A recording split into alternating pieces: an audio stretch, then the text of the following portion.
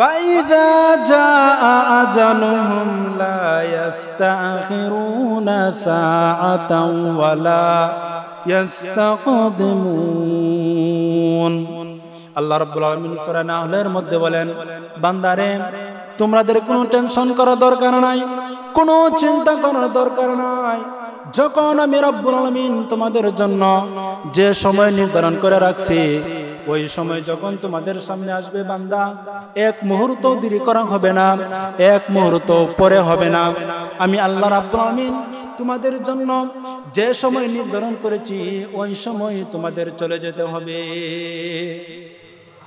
যখন আমাদের জন্য যে সময় নির্ধারণ করছেন, ওই সময় আমাদের চলে যেতে হবে। এজন্যই তো দেখা যায় অনেক যুবক মানুষ, ভালো মানুষ, সুস্থ মানুষ হঠাৎ করে মারা যায়। আবার অনেকে আছে অসুস্থতার কারণে হাসপাতালের মধ্যে পড়ে কাতরাচ্ছেন, কিন্তু মরে না। এরকম আছে না নাই? অবশ্য হাসপাতালের মধ্যে এমন অনেক রোগী আছে, মাসের পর মাস, দিনের পর দিন অসুস্থতার কারণে রোগে ভুগতেছেন, কিন্তু মরে না। কারণ কি? কারণ হলো আল্লাহ রাব্বুল আলামিন ওই বান্দার জন্য নির্ধারিত সময় এখন আসে না, জন্য সে মরে নাই। কিন্তু যখন সময় আসবে, যখন নির্ধারিত সময় এসে যাবে বান্দা, তখন দুনিয়াতে থাকার কোনো সুযোগ নাই। যখন তোমার সময় আসবে, তখন তোমাকে দুনিয়া ছেড়ে চলে যেতে হবে। এর জন্যই তো দেখা যায় কত যুবক মানুষ, ভালো মানুষ, সুস্থ মানুষ বাড়ি থেকে রওনা দিছে ঢাকা শহর, কাজ করবে, ব্যবসা করবে, বাণিজ্য করবে, যুবক, তাগড়া যুবক, কিন্তু হঠাৎ রাস্তার মধ্যে গাড়ি অ্যাক্সিডেন্টে মারা যায়। ভালো মানুষ, সুস্থ মানুষ, একদিন আগেও পরিপূর্ণ সুস্থ ছিল, কিন্তু কি ঘটনা, হঠাৎ করে রাত্রিবেলা স্ট্রোক করে মারা যায়। ওই যে সময় এসে গেছে, ওই সময় আসলে আর কারোর জন্য অপেক্ষা করা হবে না। এজন্য আল্লাহ রাব্বুল আলামিন বলেন, বান্দারে যখন তোমার সময় আসবে, তখন তোমাকে মৃত্যুবরণ করতে হবে। সময় যখন আসবে, আমি দেখব না তুমি যুবক নাকি তুমি বৃদ্ধ, নাকি তুমি শিশু, নাকি তুমি কিশোর, তুমি কোন অবস্থায় আছো, ইমানের হালতে আছো নাকি বেঈমানের হালতে আছো, তুমি কি পাক অবস্থায় আছো নাকি অপবিত্র অবস্থায় আছো, সেটা দেখার টাইম নাই। যখন সময় আসবে, তখন তোমাকে মৃত্যুবরণ করতে হবে। এজন্য আল্লাহ তাআলা সূরা আল ইমরানের মধ্যে বলেন, ওয়ামা কানা লিনাফসিন আন তামুতা ইল্লা বিইذনিল্লাহি কিতাবাম মুআজ্জালা। আল্লাহ রাব্বুল আলামিন বলেন, দুনিয়ার মধ্যে এমন কোন প্রাণী নাই যে প্রাণী মৃত্যুবরণ করে না আমি আল্লাহর হুকুম ছাড়া। অর্থাৎ আল্লাহ রাব্বুল আলামিন বলতেছেন, দুনিয়ার মধ্যে যত প্রাণী আছেন, মানুষ সহ আল্লাহ তাআলা যত মাখলুকাত বানাইছেন, যাদের ভিতরে প্রাণ দিবেন, ওই প্রাণীগুলা যখন আল্লাহর হুকুম আসবে, যখন আল্লাহর অনুমতি আসবে, ওই প্রাণীগুলা তখনই মৃত্যুবরণ করবে। এর আগে কেউ মরবে না, এর পরেও কেউ মরবে না। তবে যখন সময় আসবে, ওই সময় আসলে মৃত্যু থেকে পলায়ন করার কোনো সুযোগ নাই, কোনো রাস্তা নাই। যেমন আল্লাহ তাআলা সূরা নিসার মধ্যে বলেন, আইনামা তাকুনু ইদরিকুমুল মাউত ওয়ালাউ কুনতুম ফি বুরুজিম মুশাইয়াদা। আল্লাহ রাব্বুল আলামিন বলেন, বান্দারে যখন তোমার সময় আসবে, যখন তোমার দুনিয়া ছেড়ে আমি আল্লাহর কাছে চলে আসার সময় আসবে, ওই মৃত্যু যখন তোমার দরজায় এসে কারা নাড়বে, তখন মৃত্যু থেকে পলায়ন করার কোনো সুযোগ নাই। ও বান্দা, তুমি যদি মৃত্যু থেকে পলায়ন করার জন্য যদি তুমি আসমানের মধ্যে চলে যাও, আমার তৈরি আজরাইল ফেরেশতা আসমানের ঠিকানাও জানে। মৃত্যু থেকে পলায়ন করার জন্য যদি তুমি জমিনের ভিতরে চলে যাও, আমার আজরাইল জমিনের ঠিকানা জানে। মৃত্যু থেকে পলায়ন করার জন্য যদি তুমি সুদূর দুর্গ বানাও, এমন একটা ঘর বানাও যে ঘরের ভিতরে মানুষ তো দূরের কথা, কোনো পোকামাকড় ঢুকতে পারে না, কাঁচের গ্লাস দ্বারা ঘর বানাইলেন, পোকামাকড় তো দূরের কথা, বাতাস পর্যন্ত ঢুকতে পারে না, এমন কোন ঘর যদি তুমি বানাও যেই ঘরের ভিতরে বাতাস পর্যন্ত ঢুকতে পারে না, সেই ঘরের ভিতরে আমার মালাকুল মউত আজরাইল ফেরেশতা প্রবেশ করতে পারে।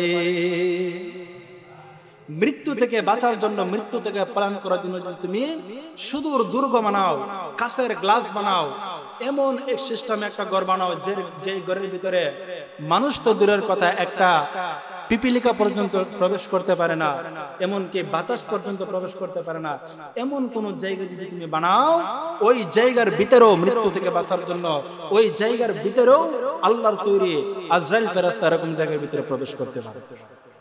এজন্য আল্লাহ তাআলা সূরা জুমার ভিতরে বলেন, বান্দারে মরণ থেকে পলায়ন করে তুমি কোথায় যাইবা? আল্লাহ তাআলা দুনিয়ার মানুষদেরকে জানিয়ে দেন, কুল ইন্নাল মাউতাল্লাযী তাফিরুনা মিনহু ফাইন্নাহু মুলাকীকুম সুম্মা তুরাদ্দুনা ইলা আলিমিল গায়বি ওয়াশ শাহাদা ফায়ুনাব্বিউকুম বিমা কুনতুম তা'মালুন। সুবহানাল্লাহ বলেন, আরো জোরে বলেন সুবহানাল্লাহ। আল্লাহ রাব্বুল আমিন বলেন, বান্দারে তুমি মরণ থেকে পলায়ন করে কোথায় যাইবা? মরণ তোমার সঙ্গে সাক্ষাৎ করবে। শুধু তাই না, আমরা মৃত্যুবরণ করলাম, এটা আমাদের জীবনের শেষ নাম।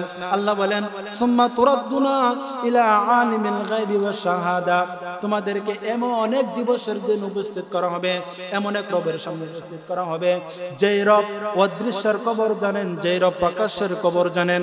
অর্থাৎ তোমাদেরকে হাসরের ময়দানে উপস্থিত করবেন। শুধু তাই না, হাসরের ময়দানে উপস্থিত করে শেষ নাই।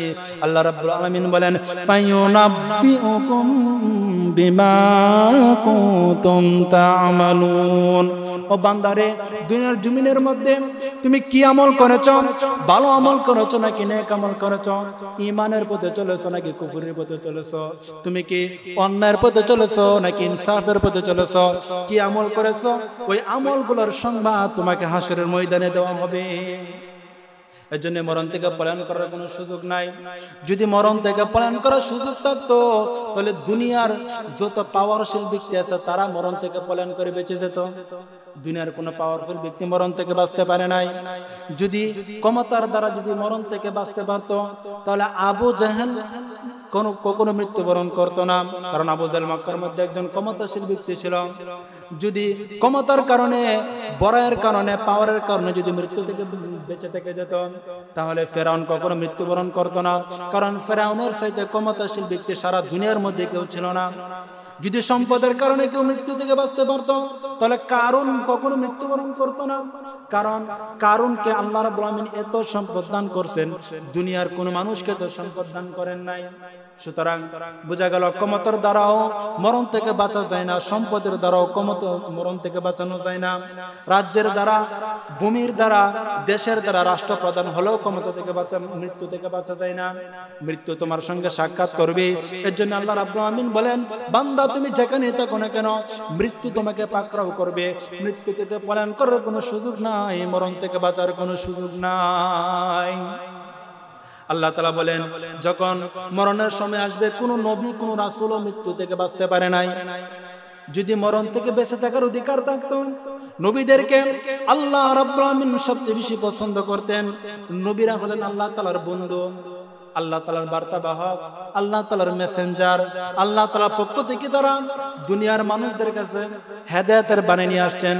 নবীগণ এবং রাসূলগণ ছিলেন আল্লাহর নিকট সবচেয়ে পছন্দনীয় বান্দা।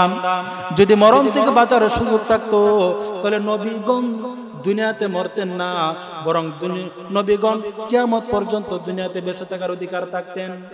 কিন্তু নবীগণ তো দুনিয়াতে বাঁচা নাই, নবীগণ আসেনি দুনিয়াতে, সব নবী চলে গেছেন। আল্লাহ তাআলা কোরআনের মধ্যে বলেন, হে নবী, আমি তোমার পূর্বে যত রাসূল প্রেরণ করেছি, যত নবী প্রেরণ করেছি, সব নবী চলে গেছেন। হে রাসূল, তোমাকেও চলে আসতে হবে। আল্লাহ রাব্বুল আমিন আমাদের নবী সম্পর্কে বলেন, নবীকে সতর্ক করে বলেন, ইন্নাকা মাইয়িতুন ওয়া ইন্নাহুম মাইয়িতুন সুম্মা ইন্নাকুম ইয়াওমাল কিয়ামাতি ইনদা রাব্বিকুম তাখতাসিমুন।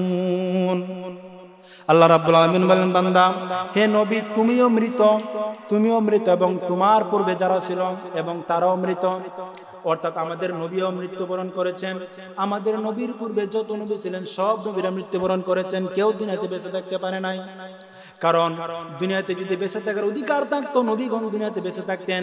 নবীগণ যেহেতু দুনিয়াতে বেঁচে নাই, সুতরাং আমরাও দুনিয়াতে বেঁচে থাকবো না চিরদিন। আমরা চিরদিন দুনিয়াতে বেঁচে থাকবো? কখনোই না। আমাদেরকে আল্লাহর নিকট চলে যেতে হবে। এই যে মৃত্যু নামক জিনিস নবীদেরকে পাকড়াও করেছে, রাসূলদেরকে পাকড়াও করেছে, ক্ষমতাশীল ব্যক্তিদেরকে পাকড়াও করেছে, সম্পদশালী ব্যক্তিদেরকে পাকড়াও করেছে, রাজ্যের মালিকরা তাদেরকে পাকড়াও করেছে, যুবকদেরকে পাকড়াও করেছে, বৃদ্ধদেরকে পাকড়াও করেছে, শিশুদেরকে পাকড়াও করেছে, নারীদেরকে পাকড়াও করেছে। অর্থাৎ শুধু মানুষ না, আল্লাহ রাব্বুল আলামিন দুনিয়ার জমিনের মধ্যে যত প্রাণী সৃষ্টি করেছেন সমস্ত প্রাণীকে মৃত্যু পাকড়াও করেছে এবং করবে। মৃত্যু থেকে পলায়ন করার কোনো সুযোগ নাই। মৃত্যু থেকে কেউ বাঁচতে পারবে না। সবাই বলেন মৃত্যু থেকে কেউ বাঁচতে পারবে না। কেউ মৃত্যু থেকে বাঁচতে পারবে না। এর জন্য আল্লাহ রাব্বুল আলামিন বলেন, বান্দারে যখন মৃত্যুর সময় আসবে, ওই যে মৃত্যুর যন্ত্রণা, ওই যন্ত্রণা প্রত্যেক প্রাণীকে উপভোগ করতে হবে। ওই যে মৃত্যুর যন্ত্রণা, এটা নবীদেরও হয়েছিল। ওই যে মৃত্যুর যন্ত্রণা প্রাণীদেরও হয়ে থাকে। এজন্য দেখবেন যত বড় বড় প্রাণী আছে, তারা যখন মৃত্যুবরণ করে, তাদের যখন মরণের সময় আসে, তখন প্রাণীরা কিরকম একটা অচেতন সৃষ্টি হয়ে যায়। কারণ কি, ওই যে মৃত্যুর যন্ত্রণা এটা প্রাণীদেরকেও আঘাত করে ফেলেন। যেমন আল্লাহ তাআলা সূরা কাফির 19 নম্বর আয়াতের মধ্যে বলেন, ওয়াজাআত সাকরাতুল মাউতি বিল হক যালিকা মা কুনতা মিনহু তাহিদ।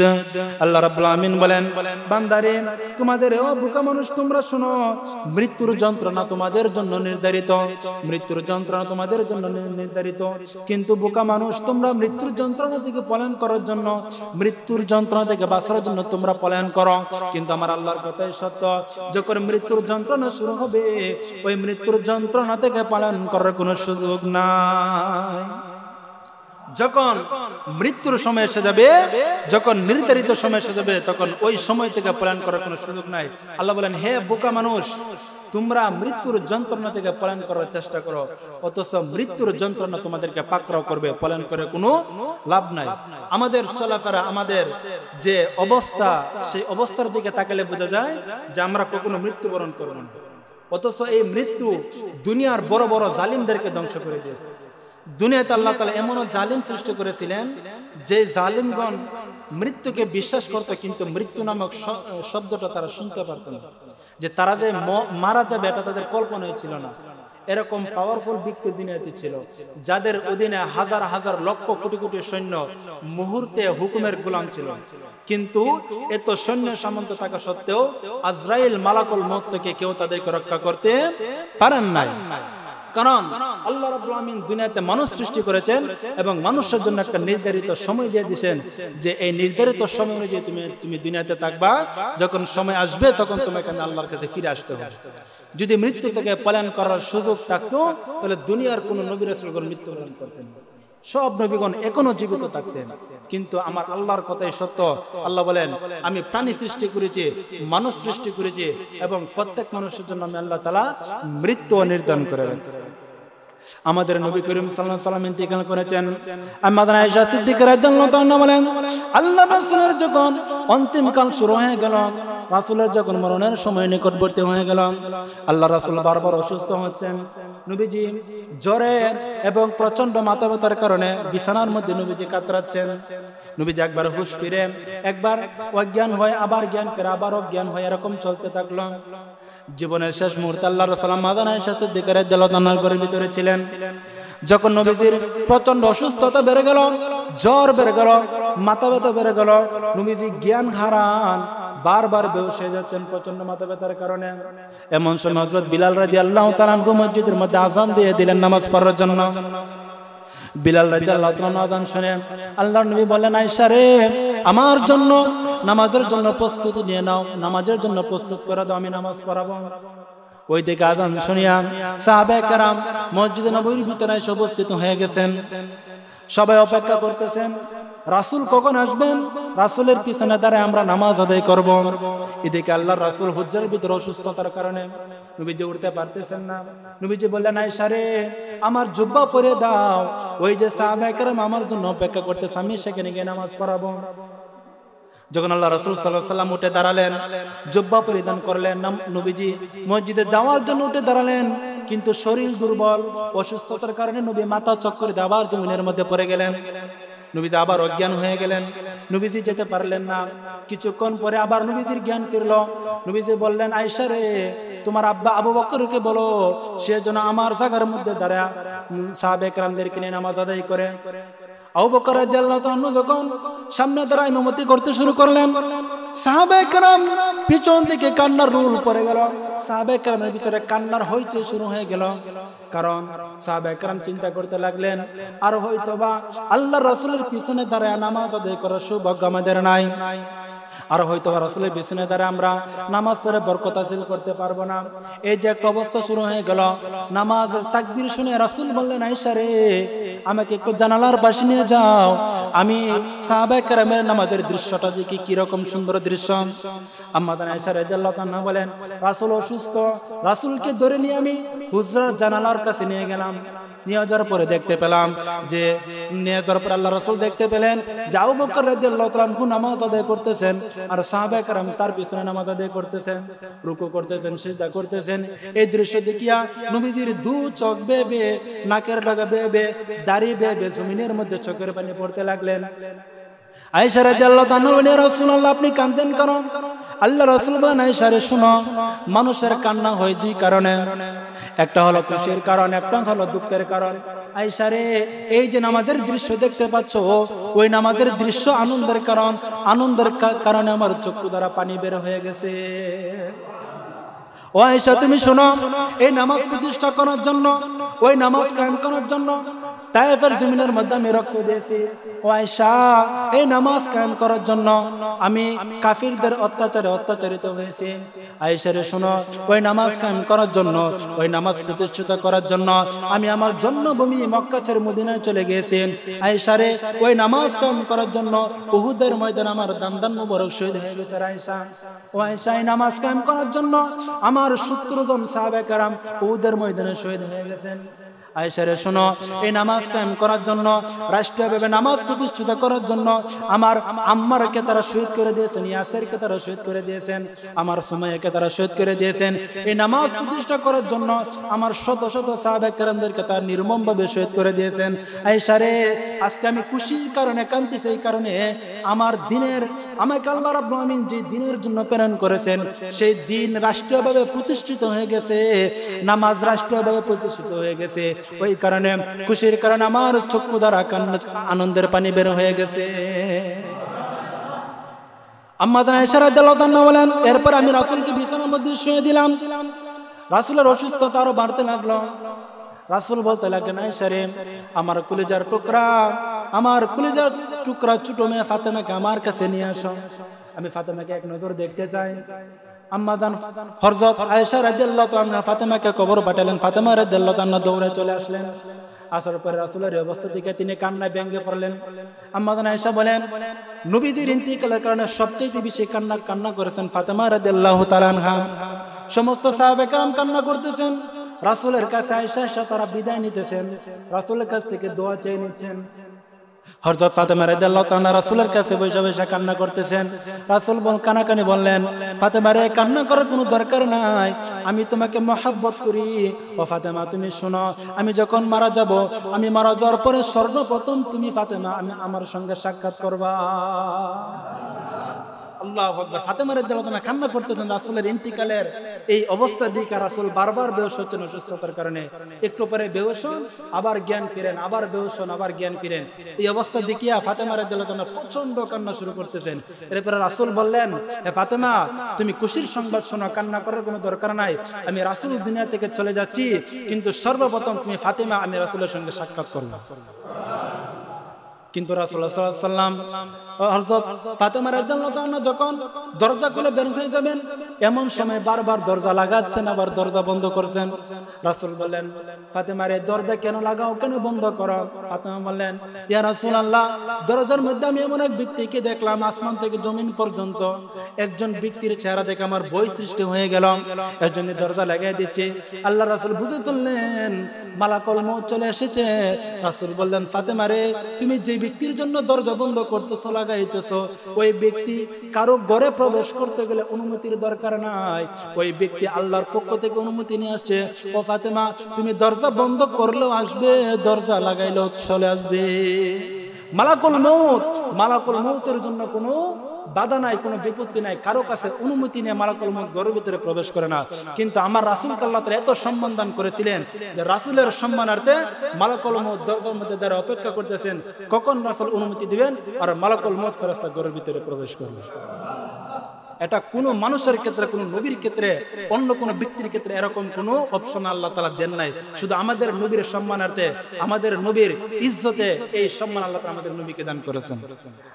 হযরত আম্মা জানা আয়েশা সিদ্দিকা রাদিয়াল্লাহু তাআলা বলেন, আল্লাহর রাসূল মালাকুল মউতকে যখন অনুমতি দিলেন, মালাকুল মউত ঘরের ভিতরে প্রবেশ করে রাসূলকে সালাম করলেন আর বললেন, ইয়া রাসূলুল্লাহ, আল্লাহ তাআলা আপনাকে বার্তা পাঠাইছেন। আল্লাহ তাআলা বলে দিয়েছেন, যদি আপনি দুনিয়ার জমিনের মধ্যে থাকতে চান আরো থাকতে পারবেন, সমস্যা নাই, কিন্তু আপনার সময় ঘনিয়ে আসছে। যদি আপনি আল্লাহর সঙ্গে সাক্ষাৎ করতে চান, আমি এখন আপনার জান কবজ করব, আপনি আল্লাহর সঙ্গে সাক্ষাৎ করবেন। রাসূলুল্লাহ সাল্লাল্লাহু আলাইহি ওয়াসাল্লাম বললেন, হে মালাকুল মউত, দুনিয়ার সাক্ষাতের চাইতে আমি আল্লাহর সাক্ষাৎকে বেশি পছন্দ করি। আমি দুনিয়ার জমিনের মধ্যে যেহেতু আমার সময় আসছে, আমি আর কোনো লম্বা হায়াত চাই না, আমার জান কবজ করো আর আমি আমার আল্লাহর সঙ্গে সরাসরি ভাবে সাক্ষাৎ করার জন্য প্রস্তুত হয়ে যাই। আম্মা জানা আয়েশা রাদিয়াল্লাহু তাআলা বলেন, রাসূলুল্লাহ সাল্লাল্লাহু আলাইহি ওয়াসাল্লামের বুকের ভিতরে যখন জান কবজ করার জন্য হযরত মালাকুল মউত যখন হাত রাখলেন, রাসূলুল্লাহ সাল্লাল্লাহু আলাইহি ওয়াসাল্লাম চিৎকার মেরে উঠলেন, বলেন, মালাকুল মউত, তোমার হাত আমার বুকের ভিতরে রাখো নাই, আমার মনে হইছে পুরা উহুদ পাহাড়টা আমার বুকের ভিতরে তুমি তুলে ধরছো। মালাকুল মউত হাত সরিয়ে নিলেন, আবার হাত দিলেন, আবার হাত সরিয়ে নিলেন। হযরত মালাকুল মউত বললেন, ইয়া রাসূলুল্লাহ, দুনিয়ার মধ্যে আমি যত মানুষের জান কবজ করেছি এবং যত মানুষের জান কবজ করব, আল্লাহ তাআলা আমাকে অনুমতি দান করেছেন সবচাইতে সহজ এবং সবচাইতে নরম ভাবে যেন আমি আপনার জানটা কবজ করি। সবচাইতে আরামের, সবচাইতে শান্তির মউত যে রাসূলের, সেই রাসূলের বুকের মধ্যে হাত রাখার কারণে রাসূল মনে করছেন মনে হয় উহুদ পার আল্লাহ রাসূলের বুকের ভিতরে তুলে ধরছেন। এই অবস্থা যদি আল্লাহ রাসূলের হয়, তাহলে আমাদের অবস্থা কিরকম হবে? রাসূলগণ দুনিয়াতে বেঁচে থাকতে পারে নাই, সুতরাং আমাদেরকে দুনিয়াতে চলে যেতে হবে। তবে মওত জিনিসটা সবারই আসবে। এই মওত জিনিস আসবে ঠিক, কিন্তু এই মওত মুমিনের জন্য হবে একরকম, বেঈমানের জন্য হবে অন্যরকম। যেমন আল্লাহ তাআলা সূরা নাহলের ভিতরে বলেন যে যে সমস্ত মানুষরা ঈমানদারের পথে চলছে, যে সমস্ত মানুষরা ঈমানের পথে চলছে, আল্লাহর পথে চলছে, তাদের মৃত্যু হবে ভিন্ন রকম।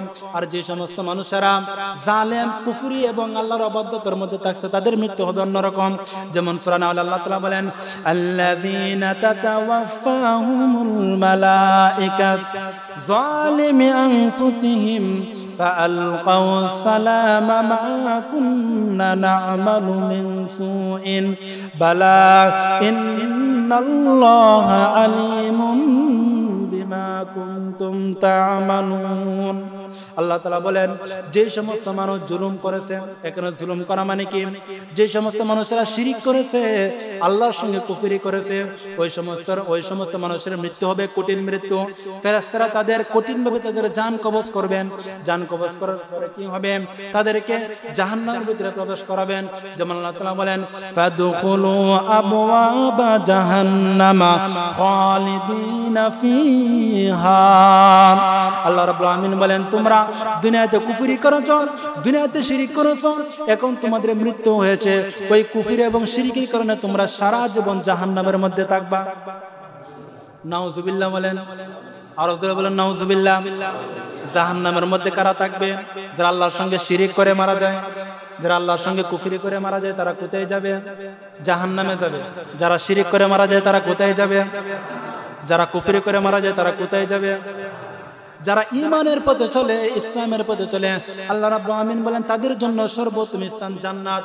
যেমন আল্লাহ তাআলা সূরা নাহলের 32 নম্বর আয়াতের মধ্যে বলেন, আল্লাযীনা তাতাওয়াফাহুমুল মালাইকাতু তাইয়্যিবিন ইয়াকুলুনা সালামুন আলাইকুম উদখুলুল জান্নাতা বিমা কুনতুম তা'মালুন। সুবহানাল্লাহ বলেন। আল্লাহ রাব্বুল আলামিন বলেন, যে সমস্ত বান্দারা ঈমানের পথে চলেছে, ইসলামের পথে চলেছে, ওই সমস্ত বান্দাদের যখন জান কবজ করা হবে, তখন তাদেরকে বলা হবে, ফেরেশতারা তাদেরকে বলবে, আল্লাহর পক্ষ থেকে তোমরা সালাম গ্রহণ করো। আল্লাহর পক্ষ থেকে সালাম গ্রহণ করো। ওই যে ইয়াকুলুনা সালামুন আলাইকুম, আল্লাহর পক্ষ থেকে তোমরা সালাম গ্রহণ করো। আর শুনো, আল্লাহ রাব্বুল আলামিন তোমাদেরকে অনুমতি দান করেছেন। কি অনুমতি দান করেছেন? উদখুলুল জান্নাতা বিমা কুনতুম তা'মালুন। দুনিয়ার জমিনের মধ্যে তোমরা যে নেক আমল করেছো, দুনিয়ার জমিনের মধ্যে তোমরা যে ভালো আমল করেছো, ওই ভালো আমলের কারণে জান্নাতের যে কোনো এক দরজা দিয়ে তোমরা প্রবেশ হয়ে যাও। যারা ঈমানের পথে চলবে, আমলের পথে চলবে, আল্লাহ রাব্বুল আলামিন তাদেরকে আহসান মৃত্যু দান করবেন। হাদিসের মধ্যে আল্লাহ রাসূল বলেন যে একজন বাচ্চা তার মায়ের কোলে বসে দুধ পান করতে করতে যেরকম ভাবে ঘুমিয়ে যায়, একজন মুমিন বান্দা তার আজরাইল মালাকুল মউত যখন তার জান কবজ করবে, ওই জান কবজ করা অবস্থায় জান্নাত দেখে দেখে এইভাবে তার মৃত্যু হয়ে যায়। আল্লাহ রাসূল সাল্লাল্লাহু আলাইহি ওয়াসাল্লাম বলেন, যখন মুমিন বান্দার মরণের সময় আসে, তখন আসমান থেকে ফেরেশতারা আসে, রেশমি কাপড় নিয়ে আসে। ওই জান কবজ করার পরে আত্মাটাকে তারা ফেরেশতারা রেশমি কাপড় রুমাল দ্বারা তারা জড়িয়ে ফেলে সোজা আসমানের উপরে চলে যায়। ওই পবিত্র আত্মার এত সুঘ্রাণ, ফেরেশতারা তখন সারা আসমান জমিনের ফেরেশতারা কথোপকথন করতে শুরু থেকে কথোপকথন মানে কথা বলতে শুরু করে, এই যে পবিত্র আত্মা, এত সুগন্ধ যুক্ত আত্মাটা কার, এই আত্মাটা কার? তখন মালাকুল মউতের ফেরেশতারা রকিবে ফেরেশতারা তারা বলে, এটা অমুকের পুত্র, অমুকের আত্মা, আল্লাহ তাআলা তাকে ঈমানের হালতে মৃত্যুদান করেছে, এর জন্য তার আত্মাটা এরকম, তার সুঘ্রাণে পুরো আসমান জমিন সুঘ্রাণিত হয়ে গেছে। পক্ষান্তরে যখন জালেমের মৃত্যু হয়, কোন কাফিরের মৃত্যু হয়, তখন ওই মালাকুল মউত তার এমন কঠিনভাবে মৃত্যু দান করে, তার ফেরেশতাটাকে, তার আত্মাটাকে একটা দুর্গন্ধযুক্ত তেনার মাধ্যমে পেঁচায় নিয়ে যায়, যে দুর্গন্ধের কারণে গোটা আসমান জমিন দুর্গন্ধযুক্ত হয়ে যায়। ফেরেশতারা তার উপর লানত করতে শুরু করে, তার উপর লানত হোক, যে এত দুর্গন্ধযুক্ত আত্মা, সে আল্লাহর এত নাফরমানি করেছে, আল্লাহর অবাধ্যতা করেছে, ওই অবাধ্যতার কারণে আসমান জমিনের সব ফেরেশতা তার উপর লানত নাযিল করেন। এজন্যই মুমিন বান্দা হয়ে মরার দরকার আছে না নাই? ঈমানের হালতে মরার দরকার আছে না নাই? আল্লাহ রাব্বুল আলামিন বলেন, বান্দারে যখন তোমাদের মরণের সময় আসবে, তখন আমি দেখবো না কে ঈমানের হালতে, কে মুমিনের হালতে, কে কুফরের হালতে। যখন সময় আসবে তখন তোমার মৃত্যু হবে। এর জন্য সময় থাকতে তুমি ঈমানের জন্য প্রস্তুতি থাকো, মওতের জন্য প্রস্তুতি থাকো। 24 ঘন্টা মওতের জন্য প্রস্তুত থাকার দরকার আছে না নাই? আল্লাহ রাব্বুল আলামিন কোরআনের মধ্যে আরো বলেন, যদি সব মানুষের দুনিয়ার সব মানুষ যদি বেঈমান হয়ে যায়, আল্লাহ তাআলা জাহান্নামের কোনো অভাব নাই।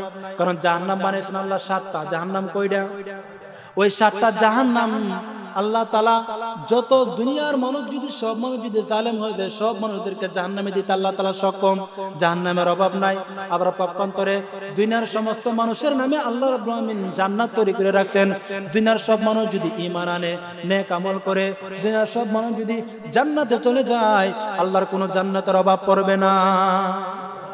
জাহান্নাম বানাইছেন 7টা, জান্নাতের দরজা হলো 8টা, একটা বেশি আর। এজন্যই সর্বদাই মওতের জন্য প্রস্তুত থাকা, এরকম ভাবে প্রস্তুত থাকা যে আমি যদি এখন মারা যাই, আমার মওতটা যেন ঈমানের হালতে হয়। আমি যদি এখন মারা যাই, আমি যেন জান্নাতি হতে পারি। আমি যদি এখন মারা যাই, আমাকে যেন আল্লাহ তাআলা জাহান্নাম না দিয়ে জান্নাত দান করেন। এরকম প্রস্তুতি নিয়ে সর্বদাই থাকা। কারণ মওত কখন আসবে সেটা তো জানা নাই, তবে মওত এটা আসবে, এটা সত্যি, 100% সত্যি। তবে কখন আসবে এটা কি নাই, জানা নাই। এজন্য মওতের জন্য সর্বদাই প্রস্তুত থাকা। রাজি আছেন না ইনশাআল্লাহ? আল্লাহ তাআলা আমাদের ঈমানের হালতে মওত দান করো, সকলে পড়ে আমিন। সর্বদাই মওতের জন্য প্রস্তুতি দান করো, তৌফিক দান করো, সকলে পড়ে আমিন। ওয়া আখিরু দাওয়ানা আলহামদুলিল্লাহি রাব্বিল আলামিন।